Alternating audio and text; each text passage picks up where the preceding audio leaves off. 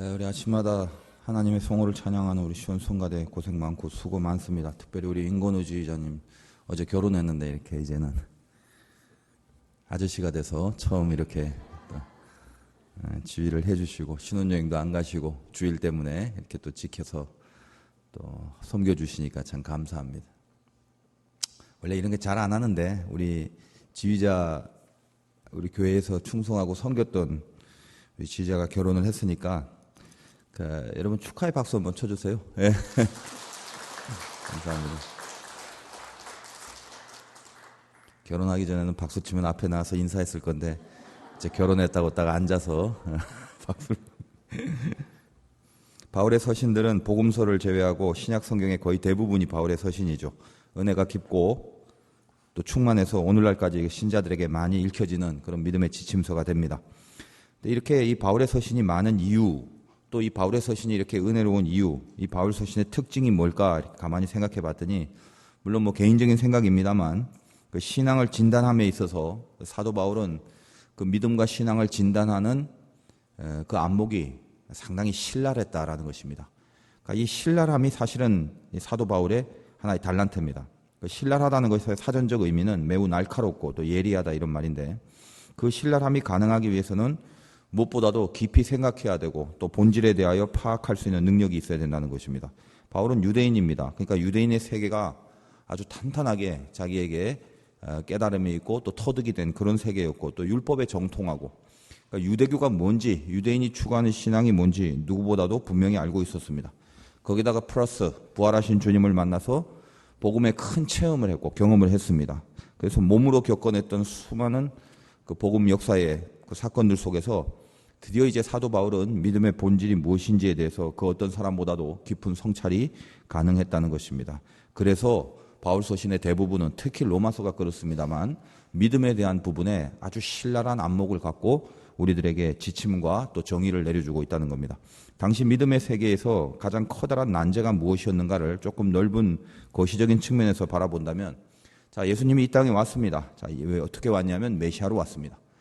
그것은 구약에 예언된 하나님의 언약입니다. 그러면 구약을 가장 잘 알고 있는 부류는 이 율법에 대하여 정통한 유대인입니다.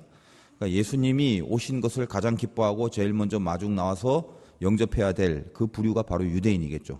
근데 역사의 아이러니가 뭐냐? 이 유대인이 오히려 예수를 배척하는 데 앞장서고 있다라는 것입니다.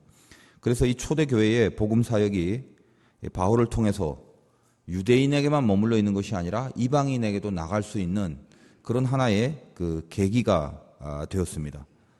물론 이것은 합력하여 선을 이루는 하나님의 섭리 가운데 유대인만 복음을 받아들일 것이 아니라 오히려 유대인이 복음을 배척하는 일이 많았으므로 이방인에게까지 복음을 전하는 그런 귀한 기회가 됐죠. 그리고 이런 기회를 사도 바울을 통하여 하나님께서 이루시는 그런 과정을 우리는 이제 멀리서 높게 이렇게 보니까 다 보입니다. 그러나 그 순간만, 이 시기에만 집중해서 본다면 사실 유대인의 어리석음이라는 게 결국은 커다란 죄성이 돼서 예수를 메시아로 믿지 못하고, 또 구약에서 그렇게 오리라고 언약했던 하나님의 언약의 말씀을 너무나도 빠삭하게 알고 있었던 유대인이었지만 가장 기다려야 되고 가장 깊이 확실하게 믿어야 될 그들이 예수 그리스도를 배척했다라는 것은 오늘날 이 신자들에게도 이런 실수를 범하지 말라는 큰 교훈으로 사실 남겨지고 있다는 것입니다. 먼저 믿어야 될 사람이 믿지 못했던 것, 신앙의 본을 보여야 될 사람이 그러지 못했다는 것이, 이것이 이 당시에 예수님께서 초대 교회를 이제 시작하시고 이끄는 과정 가운데 사도 바울을 통하여 그 난제를 풀어가는 그런 어떤 시대적인 상황이 이렇게 쭉 전개되어 있습니다.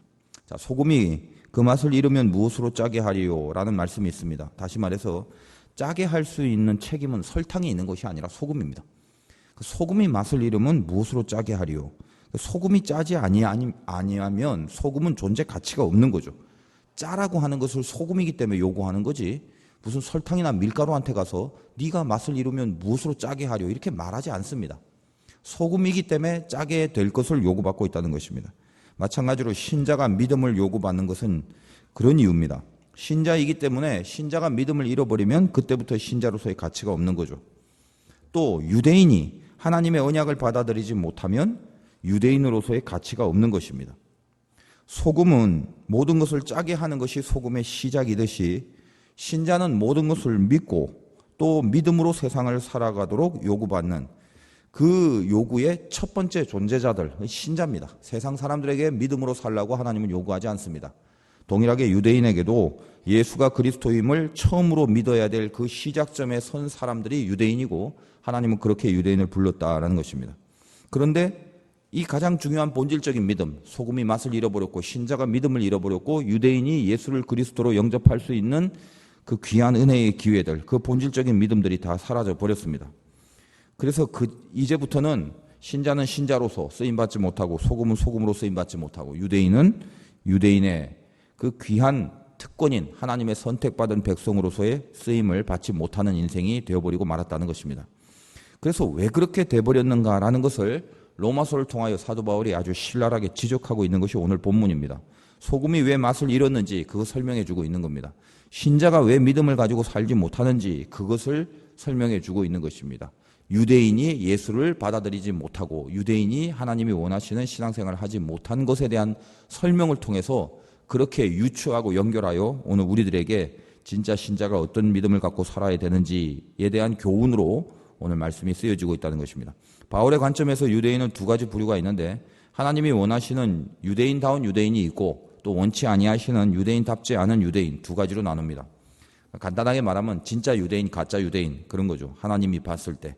그래서 오늘 결론 부분부터 본다면 로마서 2장 28절에 그리고 29절에 이렇게 되어 있습니다. 무릇 표면적 유대인이 유대인이 아니요 표면적 육신의 할례가 할례가 아니니라. 오직 이면적 유대인이 유대인이며 할례는 마음에 할지니 영에 있고 율법 조문에 있지 아니한 것이라. 그 칭찬이 하나님에게서가 아니요 다만 사람에게서가 아니요 다만 하나님에게서니라. 지금 여기 두 가지 부류, 표면적 유대인, 이면적 유대인 이렇게 나눕니다. 말들이 좀 어려운데 표면적이라는 건 아시죠? 겉으로만 유대인이고 유대인 척하는 껍데기 유대인, 가짜 유대인. 다시 말해서 유대인은 하나님의 언약을 붙잡고 그 언약대로 살아가야 될 선택받은 백성인데 껍데기만 하나님의 백성같이 그렇게 살아가는 것입니다. 이면적이란 말은 글쎄 좀 이게 어려운 말일 수도 있습니다만 사전적 의미는 내면의 속에 그 말입니다. 표면과는 달리 속으로의 유대인, 진짜 유대인이죠. 우리들도 신자로 적용을 시킨다면 표면적 신자가 있고 이면적 신자가 있을 것 아닙니까? 겉으로만 신자가 있고 진짜 속으로 신자가 있고 두말할 필요도 없이 우리가 추구해야 될 모습은 표면적 신자가 아니라 이면적 신자가 되어야 되는 것은 마땅합니다. 이 시대를 보통 우리는 종말이라고 합니다만 이 종말이라는 것은 비단 21세기의 말이 아니라 예수님 계신 그 당시에서부터 사실은 종말입니다. 그래서 이 종말이라는 정서는 기독교 진리가 이 땅에 선포되는 한 늘 종말이라는 정서는 깔려 있게 되는 겁니다. 그런 의미에서 어떤 마지막 끝, 이제 결판이 나고 마무리가 되는 그 시간적인 끝을 종말이라고 하기 전에 이 종말이 품고 있는 더 깊은 개념이 있는데 그것을 좀 알아야 됩니다. 종말의 기능입니다. 기능. 종말이 어떤 역할을 하느냐. 양과 염소가 갈라진다라고 성경이 말하고 있는데 그 양과 염소가 갈라지는 시기, 그게 종말입니다. 알곡과 죽정이가 갈라지는 시기, 그게 종말입니다. 진리와 비진리가 갈라지는 시기, 신앙과 불신앙이 확연히 구분되는 시기, 그게 이제 종말입니다. 시간의 마지막 끝이 아니라 어떤 분명히 갈라져야 될 때가 필연적으로 오는데 필연적으로 갈라질 수밖에 없는 그 시즌, 그 내용, 그 흐름, 그 정서, 이걸 다 종말이라고 한다는 것입니다. 성경의 비유를 보자면 두 사람이 밭을 가지고 있었는데 똑같이 밭을 갈고 있었어요. 근데 갑자기 한 사람은 데려가고 한 사람은 버려져 남겨지고 두 사람이 똑같이 맷돌을 돌리고 있었는데 같이 그 일을 했거든요. 근데 한 사람은 데려가고 나머지는 또 버려지고 남겨지고. 그러니까 종말이라는 것은 그렇게 똑같이 어떤 일을 하다가 겉으로는 이게 같은 거죠. 차이가 없어요. 근데 종말의 순간이 오는 순간 갈라지게 되는 것입니다. 분리가 반드시 된다라는 것입니다. 왜 이런 말씀을 드리냐면 요즘 갈수록 기독교 인구가 준다고 걱정을 많이 하죠. 그래서 하나님 앞에 민망하고 또 신자로서의 책임을 다 못한 것 같고 그래서 뭔가 이게 종말이 될 거다 이런 생각, 막연하게 뭐가 잘 안 되니까 종말이다라는 개념을 갖습니다만 그런 개념을 가지는 것보단 훨씬 더 근본적인 개념을 갖고 있어야 됩니다. 물론 주님의 자녀들이 더 많아져야 되는 게 하나님의 바람이고 또 예수 믿는 우리들도 그런 것을 소망합니다. 이 땅에 하나님의 백성들이 많아지는 부흥이 일어나는 것. 근데 한편으로 신자의 숫자가 준다라는 것, 신자라는 거 엄밀한 말에 의하면 이 신자가 그냥 본질적인 신자가 아니라 그냥 교회 다니는 신자, 교회에서 교회 생활을 하는 그런 신자들이 계속 숫자가 줄어간다는 것은 그것은 어떤 기독교의 실질적인 세력이 줄어든다든 혹은 하나님의 능력이 줄어든다거나 하나님의 세력이 약화됐다거나 이런 차원이 아니라는 걸 알아야 된다는 것입니다. 왜 줄어듭니까? 당연한 거라는 거예요. 굉장히 자연스러운 거라는 것입니다. 왜요? 세상이 종말이 되니까 진짜와 가짜를 구분하죠. 진짜와 가짜를 구분할 시기가 되면 떨어져 나가야 될 가라지는 거기에 있지 않고 떨어져 나가버립니다. 옛날에는 허수로서 카운트가 됐는데 이게 가짜기 때문에 떨어져 나가는 바람에 줄어드는 것이죠. 당연한 거 아닙니까? 접붙여 있는 척하는 가지들이 포도나무에서 이제 떨어져 나갈 때가 됩니다. 떨어져 나가니까 가지의 숫자가 줄어드는 거죠. 근데 원래 그 가지는 진짜 가지가 아니라 떨어져 나갈 만한 반창고로 갖다 칭칭 맨 가짜 가지였습니다. 그러니까 떨어져 나가는 게 맞다는 거예요. 같이 맷돌을 갈더라도 그 표면과 이면이 동일한 사람일 수가 없다라는 것입니다. 겉으로는 다 맷돌질을 하고 똑같은 것 같지만 어떤 종말의 시즌이 오면 반드시 갈라질 수밖에 없는 때가 있다는 겁니다. 같이 좁은 문 앞에 있어요. 그리고 이제 이리로 들어가야 된다는 걸 다 같이 알고 있습니다. 그러나 종말이 오면 어떤 사람, 즉 진짜는 자기를 죽이고 자기를 숙여서 그 좁은 문에도 불구하고 이 길이 맞다라는 것에 대한 믿음이 끝까지 있기 때문에 그 문을 향해 들어가는 사람이겠지만 종말이 왔을 때는 똑같이 좁은 문 앞에 있다 할지라도 나는 죽어도 이런 좁은 문은 싫다고 오히려 큰 문을 향해서 발걸음을 돌이키는 멸망을 향하는 사람이 있게 된다는 것입니다. 그게 종말입니다.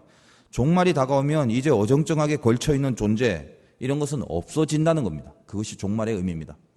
기독교인의 숫자가 주는 것이 아니라 하나님이 이제 가지를 치고 있는 시즌이다라고 판단을 하시면 됩니다. 이제 하나님께서 진짜냐 가짜냐를 판단하시는 그 시기가 도래되고 있다라는 것입니다. 표면적인 신자는 이제는 절대로 표면적인 모습만 갖고 신자인 척하고 표면적인 신앙만 갖고 세상을 이기고 살아갈 수 없는 때가 이제 도래하고 있다는 것입니다. OX 퀴즈 같은 거를 한 100명 정도 모아놓고 하지 않습니까? 거북선은 누가 만들었나? 이순신이 만들었어요. 맞다고 생각하는 사람 0표에 쓰고 아닌 사람 X표에 쓰고. 근데 항상 보면 어때요? 0표, X표 다 있죠. 다 있는데 왔다 갔다 하는 사람도 있어요. 중간에 반쯤 걸쳐져 갖고 뭐가 뭔지 잘 몰라서 갈등하는 사람이 있죠. 근데 종말의 때가 오면 드디어 줄이 가운데 쫙 쳐집니다. 그럼 더 이상 양다리 걸치고 있는 사람은 있을 수가 없어요. 0이면 0, X면 X로 떨어져 나가야 되겠죠. 그게 종말이라는 거예요. 그래서 줄을 딱 치면 그때부터 0표는 0표대로 분명히 구분됩니다. X는 X대로 분명히 아웃이 됩니다. 그게 종말입니다. 왜 기독교의 숫자가 줄고 있나? 종말이에요, 종말. 하나님이 구별되는 이제 진짜로 살 거냐 아니면 가짜로 사는 방법이 도무지 안 되니까 떨어져 나가느냐 그거밖에 없더라는 것입니다. 물론 이것도 제가 지금 한 부분에서의 신앙적인 한 면모를 지금 말씀드리는 것입니다. 오늘 이 말씀에 빗대어 설명하기 위하여 표면적 유대인과 표면적 신자의 삶을 살다가는 결국 어떤 거다? 슬피 울며 이를 가는 그런 버림받는 결론밖에 없을 때가 계속적으로 도래하고 있다는 것입니다. 이제 그렇게 되지 말자라는 거예요. 표면적 신자로 살지 말고 표면적 유대인으로 살지 말자. 더 이상 그럴 때가 아니다. 그거 갖고는 안 된다. 발중 걸쳐 살아가는 그런 진짜도 아니고 가짜도 아닌 어중간한 결국 가짜인데 그런 신자, 그런 신앙으로는 하나님의 방법대로 이 세상을 살 수가 없다. 승리가 묘연하다. 그래서 여기에 절대로 우리가 낙오되지 않는 믿음을 갖기 위하여 어떻게 해야 될 것인가라는 것을 사도 바울이 오늘 이 로마서를 통해서 우리들에게 제시하고 있다는 것입니다. 그러면 어떤 것이 표면적인 유대인을 만들어 버렸는가? 어떤 것이 가짜 신자를 만들어 버렸는가? 그걸 살펴보자는 거예요. 표면적인 유대인의 가장 전형적인 특징이 뭐냐? 스스로 믿고 있다는 것입니다. 스스로 믿고 있다. 이거는 잘 믿는다는 차원이 아니에요. 오늘 그 17절하고 거기서 나오는 20절 연결되는 부분 다시 한번 봅시다. 유대인이라 불리는 네가 율법을 의지하며 하나님을 자랑하며. 자, 유대인은 뭘 해야 돼요? 율법을 의지해야 되죠. 하나님을 자랑해야 되죠. 맞아요. 율법의 교훈을 받아 하나님의 뜻을 알아야 되고 지극히 선한 것을 분간하여야 되고 맹인의 길을 인도하는 자고 어둠에 있는 자의 빛이 돼야 되고 율법에 있는 지식과 진리의 모본을 가진 자로 어리석은 자의 교사가 돼야 되고 어린아이의 선생이 돼야 되는데 그렇다고 자기들 스스로 믿으니 요게 표면적 유대인이라는 거예요. 자기들 스스로 믿었다? 앞에 했던 이 좋은 내용들, 그 좋은 내용들이 진짜 그런 내용이 아니라 자기네들이 이렇게 좋은 신앙을 갖고 있다라고 스스로 믿고 있는, 그렇게 살아간다는 것입니다. 다른 말로 하나님은 절대 그 인간을 그렇게 여기지 않아요. 하나님이 너는 네가 율법을 의지하고 하나님 자랑하고 하나님 뜻을 알고 지극히 선한 것을 분간하고 이렇게 사는구나라고 하나님은 인정을 안 해요. 근데 자기가 스스로 그렇게 믿고 있는 거예요. 신자 임내하고 산다는 것입니다. 하나님이 그렇게 여기지 않을 뿐만 아니라 나를 알고 있는 주변 사람들도 그렇게 여기지 않는데 자기 혼자 나는 신자 임내하고 착각을 하고 산다는 것입니다. 이게 표면적 유대인의 전형적인 특징이라는 거예요. 나는 분명히 기독교인이라고, 나는 분명히 신자라고 스스로 믿어요. 왜? 주일날 교회에 왔으니까. 밥 먹을 때 잠깐이라도 기도하니까. 세례도 받았고 성찬에도 참가하고 헌금도 내드리니까. 그러니까 자기가 신자라고 스스로 믿고 살아간다는 것입니다. 여러분 가만히 한번 생각해 보십시오. 자기가 그러지도 않으면서 그렇게 스스로 믿고 살아가는 이 유대인들이 처음부터 그랬습니까? 로마서를 묵상하기 전에 우리는 창세기를 오랫동안 같이 묵상했습니다. 그 창세기에 등장하는 유대인의 원조인 아브라함, 그 아브라함을 필두로 하여 하나님과의 관계 속에서 이삭, 야곱, 요셉 등장하는 그 유대인의 조상들이 얼마나 그 치열한 신앙의 고뇌들과 또 하나님 앞에 연단들이 있었습니까? 그래서 그 은혜 가운데 뜨겁게 달구어져서 하나님의 사람으로 세워져 갔던 그런 사건들을 우리는 창세기를 통해서 많이 묵상했습니다. 그 사람들이 유대인이라고요. 근데 그런 사람들이, 그 신앙의 원조들이 어쩌다가 이렇게 되어버렸냐 이 말이에요. 그 믿음의 본질이 다 사라져버린 거죠. 다 사라져버렸다는 것입니다. 제가 몇 번이고 말씀드리지만 본질의 반대말은 변질이라고 했습니다. 변질된 거예요, 믿음이. 근데 여기 있는 유대인들도 뭐 그렇게 했고 우리들도 마찬가지겠습니다만 세상에 변질되고 싶은 사람이 어디 있습니까? 다 변질이라는 게 나쁜 줄 알잖아요. 근데 이상하게 변질이 나쁜 줄 알면서도 변질되어 가는 게 현실이더라는 것입니다. 왜 변질이 될까? 저도 신학교 다닐 때 신학생들끼리 모여서 동기들, 선배들, 후배들 많은 토론들을 하고 또 많은 불들을 가슴에 감고 있었습니다. 감리교가 이래서는 안 된다. 목사가 이래서는 안 된다. 우리는 제대로 된 목사가 되자. 그리고 사회운동, 신앙의 운동, 뭐 여러 가지 선량한 정신을 갖고 그렇게 자기 자신을 가다듬으려고 애를 쓰는 노력들이 있었습니다. 세월이 많이 지났더니 별 다른 것 없이 다 똑같아져 버렸어요. 근데 그건 비단 목회적인 영역뿐만 아니라 세상에도 마찬가지죠.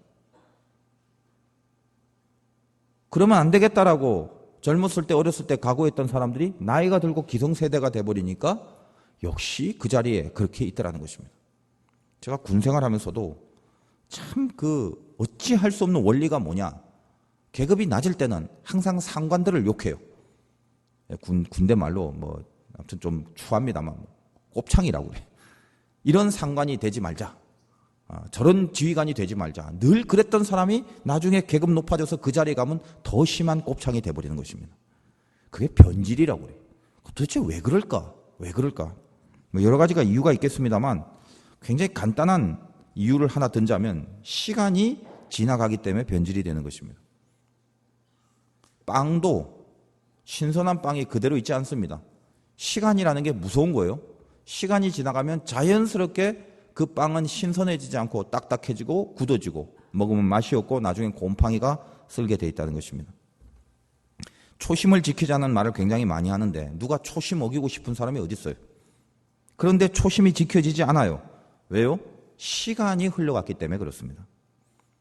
그래서 이 시간이 흘러갔다라는 개념은 어떤 개념이냐면 계속 세월이 흘러가고 시간이 흘러가면서 자기 안에 새로운 갱신들이 계속돼야 되는데 처음 갖고 있는 마음가짐, 처음 갖고 있는 결단, 처음 붙잡았던 본질, 그 다음에 갱신이 이루어지지 않는 거예요. 새로운 바람이 불지 않습니다. 새로운 소통, 새로운 순환이 되지 않는 거예요. 그리고 그러다 보니까 정체되다 보니까 그 다음 세대를 믿음으로 키워내지 못하는 그런 우를 뻔합니다. 미국 성공의 신부였던 데오도레 위델이라는 사람이 현대교회가 교회의 본질을 잃어버렸다는 것을 비유로 해서 아주 유명한 설교 때 많이 쓰이는 비유의 사건을 하나 적어놓은 게 있습니다. 자주 파손 사고가 일어나고 있는 어느 위험한 해안에 한때 볼품없는 작은 인명 구조대가 있었답니다. 건물이라고는 오두막채 한 채뿐이었고 보트도 작은 것이 하나 있었을 뿐이었습니다. 그러나 헌신적인 몇 명의 회원들이 끊임없이 바다를 지켰고 그들은 자신에 대한 생각은 전혀 하지 않은 채 밤낮으로 바다에 나가 유실된 자들을 찾아다녔습니다. 많은 생명들이 이 훌륭한 작은 구조대에 의해 구조되었고 그래서 이 본부는 조금씩 유명해지기 시작했다는 겁니다.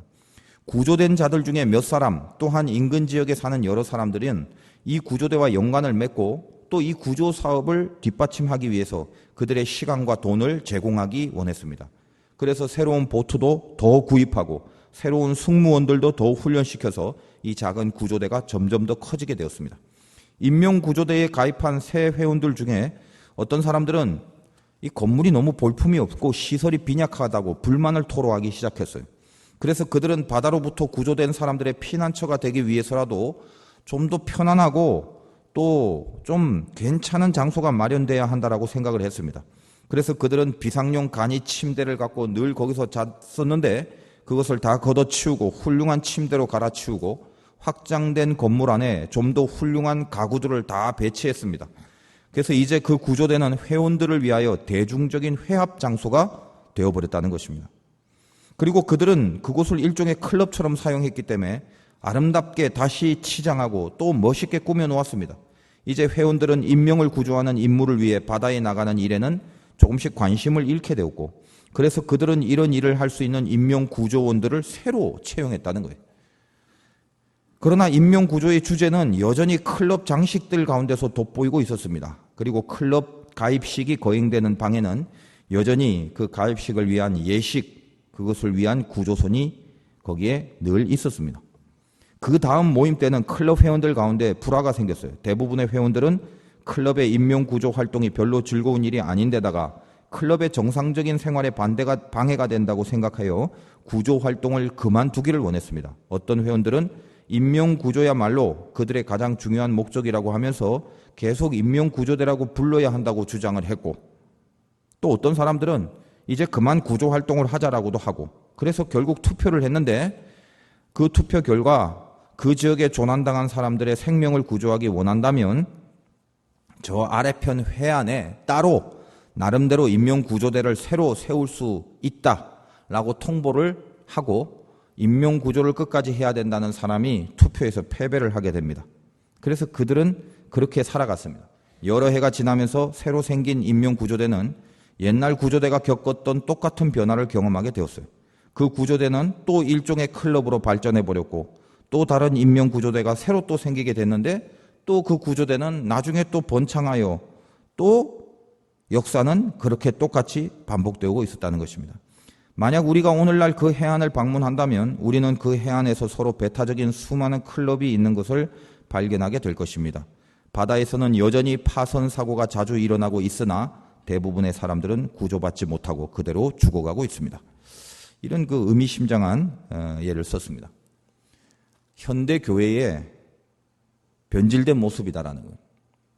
시간이 지나가니까 어때요? 자기 조상이 아브라함인 것만 알고 있죠. 내 조상은 아브라함이래.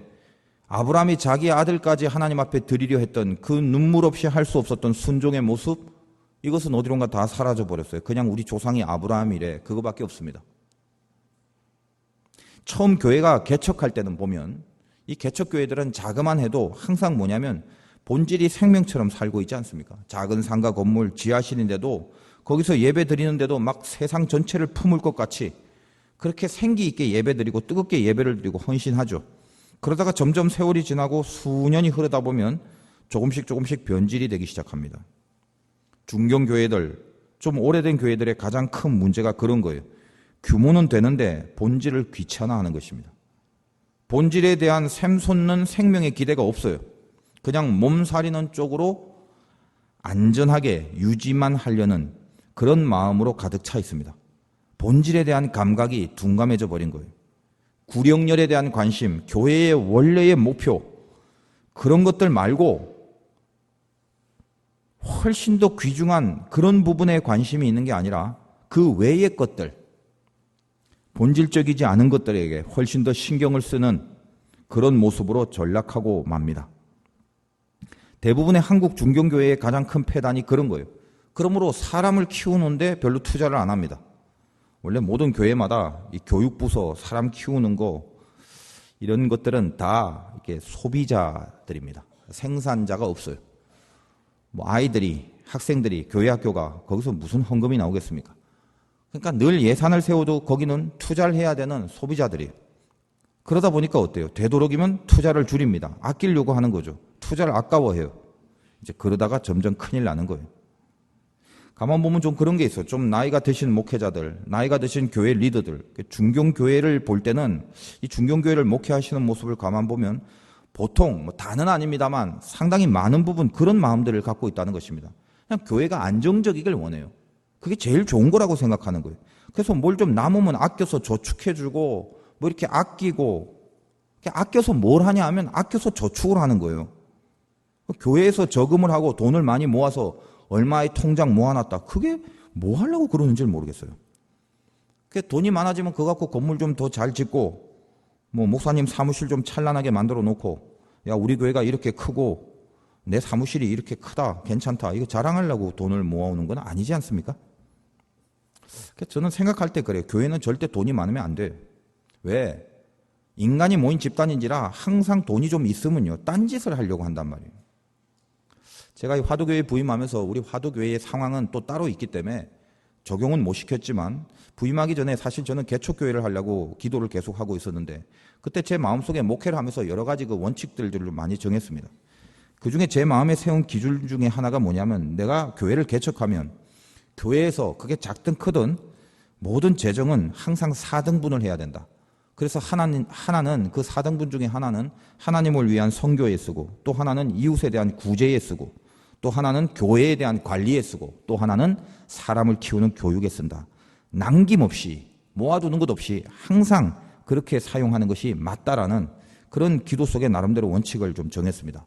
물론 그 원칙은 축소하여 제 개인적인 인생 속에 제 개인의 재정을 관리하는데도 고스란히 모든 것을 4가지로 나누어서 할당을 하면서 살게 됩니다. 저는 그게 맞다고 봐요. 현대 교회가 갖고 있는 것이 무엇입니까? 뭐가 그렇게 두려운지 모르겠어요. 경영하는 마인드가 세상과 별로 다르지 않아요. 하나님의 교회인데 인간이 모인 공동체를 하나님의 교회라고 보지 않고 세상의 공동체와 구별할 만한 판단 능력이 상실이 된 것 같아요.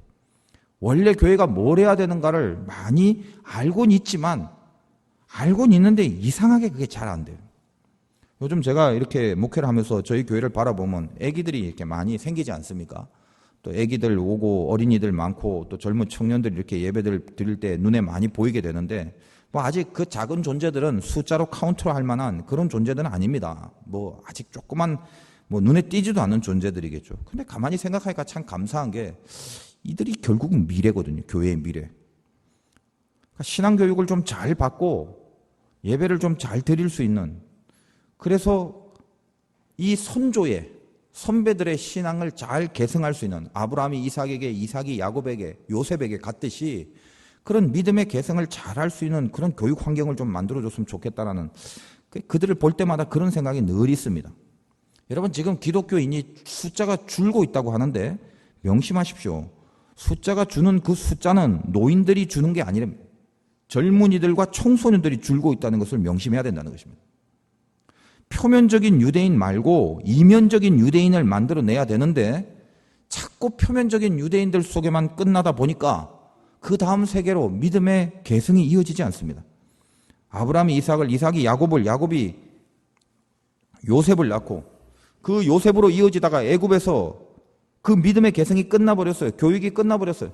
보고 배울 사람, 붙잡고 믿음을 터득하고 믿음을 잘 훈련해야 될 사람, 그게 끊어져 버렸어요. 이후 요셉 이후 400년 동안을 애굽에서 그들은 바로 밑에서 노예 생활한 것밖에 없습니다. 나일강이 아무리 풍요로우면 어떻습니까? 이집트에 아무리 먹을 게 많으면 그게 뭐합니까? 풍요로우면 뭐예요? 영적 주도권을 다 빼앗겨버리고 노예로 살아가는데 그게 신자의 인생이냐 이 말이에요. 뭐를 노리고 살아가십니까? 뭐가 기쁨이고 뭐가 행복입니까? 뭘 기대하십니까? 뭐가 소망입니까? 본질에 대한 계승이 안 되니까 늘 표면적인 모습만 있을 뿐이죠. 그래서 이 표면적인 유대인, 표면적인 신자들의 삶이 어떠냐 하면 오늘 2장 21절부터 이렇게 설명하고 있다는 것입니다. 그러면 다른 사람을 가르치는 네가, 그렇게 가르친다고 한다는 네가 네 자신은 가르치지 아니하냐? 도둑질하지 말라 선포하고 네가 도둑질하냐? 간음하지 말라 하는 네가 간음하냐? 우상을 가증히 여기는 네가 신전 물건을 도둑질하냐? 율법을 자랑하는 네가 율법을 범함으로 하나님을 욕되게 하느냐? 무슨 말이에요? 도둑질하지 말라고 이야기하고 율법서에는 굵게 적어 그 율법을 들고 다니면서도 실제로 너의 삶이 도둑질하고 있지 않냐? 왜? 너는 표면적인 건 신자기 때문에. 속마음이 신자로서 살아가고 있지 않기 때문에 그렇다는 거예요. 왜 탐내요? 왜 훔치려고 해요? 하나님 거도 내 거고 내 거도 내 거고. 그러니까 탐심이 가득 차 있고 하나님 앞에 인색하고 주님의 사업을 하는 것에 있어서 절대로 베푸는 마음이 없더라는 것입니다. 자기만 먹으려고 하는 거죠. 그러다 뭐예요? 살쪄요, 살쪄. 비만이 되는 거예요, 비만. 비만이 위험한 거 아시죠? 왜 위험하냐? 동맥경화를 유발합니다. 동맥경화가 뭐예요? 흐름이 막히는 거예요. 소통이 막힌단 말이에요. 내 것만 챙기면 살 것 같죠? 내 것만 챙기면 건강하고 더 단단할 것 같죠? 그렇지 않다는 거예요. 막힙니다. 영적 비만, 영적 비대함, 하나님과 소통이 안 되지, 하나님과 심정을 나누지 못하지, 욕심에 사로잡혀 내 거에만 혈안이 되지. 동맥경화 조심하십시오. 그게 표면적인 유대인이라는 것입니다. 그리고 뭐라고요? 간음하지 말라는데 왜 간음하고 있냐 말이에요. 왜 음란한 데 빠져서 육신의 쾌락에 빠져서 헤어나오질 못하나 이 말입니다. 부적절한 관계들을 계속 유지하면서 성경책은 끼고 다닌다 이 말이에요. 그 신자의 모습이 아니지. 우상 섬기고 하나님 말고 인간 의지하고 하나님 말고 사람들 신경 쓰고 사람 말에 좌지우지되고 세상에서 한 점 안 믿는 사람과 한 점 다른 게 없어요. 그들이 하는 거 전부 다 같이 해요. 달랑 차이는 주일날 예배 드리러 오는 거 하나하나. 그거 하나 하면서 신자라고 삽니다. 무슨 신자라고요? 표면적 신자, 표면적 유대인. 뭘 설교를 복잡하고 어렵게 할 게 뭐 있어요? 지금 내가 어떻게 살아갑니까? 신자답게 살아가고 있지 않습니까? 유대인답게 살아가고 있지 않습니까? 누구답게 살아갑니까? 그리고 그걸 누가 압니까? 내 자신이 잘 압니다. 시간이 지나고 세월이 흘러가다 보니까 모든 게 변질이 돼버려요. 은혜의 갱신이 일어나지 않습니다. 원래의 본질, 하나님의 의도가 뭔가를 거기에 다시 나를 맞추려고 집중하려는 노력들, 그게 다 없어져 버렸어요. 우리는 하나님의 자녀입니다. 그래서 주먹 한번 불 끄지고 그깟 것 다 일어나서 털어버리면 깨끗해지고 승리할 수 있는데 그 아무것도 아닌 죄악들에게 속수무책으로 당하는 거예요. 교회는 다니긴 다녀야겠지, 진짜로 살기는 싫지. 그러니까 그런 표면적 신자의 관심은 다 어디에 있어요? 그 표면적 신자의 중심엔 누가 있습니까? 사람이 있는 거예요, 사람이. 그러니까 사람이 나를 흔드는 거예요. 조금만 누가 높여주면 헬렐레 하고, 조금만 누가 뭐라고 하면 신경이 곤두서 갖고 갈팡질팡하고 낙심하고 좌절하고 오락가락하고. 표면적인 신자는 표면만 중요하기 때문에 속 사람이 골마가도 아랑곳하지 않아요. 표면만 자극하는 그 표면을 겉으로 닦아줄 사람들, 그 표면을 겉으로 칠하는 사람들, 오직 사람들의 칭찬 혹은 사람들의 비난, 세상이 나를 바라보는 관점, 거기에 목숨을 겁니다. 그게 표면적 신자예요. 여러분 마음을 울리는 존재들이 누구예요? 여러분의 가슴의 한가운데를 쥐락펴락하는 존재들이 뭐예요? 세상 사람들이에요? 세상이에요? 사람들의 말이에요? 여러분이 표면적이라는 것입니다. 그렇다면. 그러나 생각해 봅시다. 그럼 진짜는 누구예요? 이면적 유대인, 이면적 신자, 속이 참된 신자인 그 사람이 누굽니까? 여러분 이쯤 되면 신앙생활 하면서 엉망진창일 때도 있지만 뜨거울 때도 있었죠. 은혜에 사로잡힐 때. 그때 한번 추억해 보세요. 언제인지는 모르겠지만. 가장 뜨거웠던 각자가 하나님 앞에서 정말 깊었던 신앙의 시간들, 촉촉한 은혜에 사로잡혔던 그때들 한번 추억해 보십시오. 내 안에 막 성령이 강하게 함께 하실 때 그때 생각해 보세요. 그때 여러분들에게 가장 중요하게 생각하고 여러분들에게 가장 관심이 되었던 것이 무엇이었습니까? 사람의 칭찬이 아니라 하나님의 칭찬을 듣고 싶어하는 그 심정이 그때는 서려 있었다라는 거예요. 29절 읽어봅시다. 오직 이면적 유대인이 유대인이며 할례는 마음에 할지니 영에 있고 율법 조문에 있지 아니한 것이라. 그 칭찬이 사람에게서가 아니요 다만 하나님에게서니라. 사람의 칭찬이 아니라 하나님의 칭찬을 듣고 싶어하는 심정. 진짜 믿음은 이 한 구절로 모든 게 다 증명이 됩니다. 여러분이 하나님의 칭찬만을 노리고 있다면 그건 진짜 믿음. 정말 믿음을 갖고 있다면 하나님의 칭찬만을 노리게 됩니다. 그리고 하나님의 칭찬만을 노리고 살아가면 내 인생의 모든 것들은 하나님이 알아서 줄을 세워 주실 것입니다. 하나님이 이끄시는 길을 만나게 될 것입니다. 이면적 신자로 살아가는 승리가 있으시길 주님의 이름으로 축원드립니다.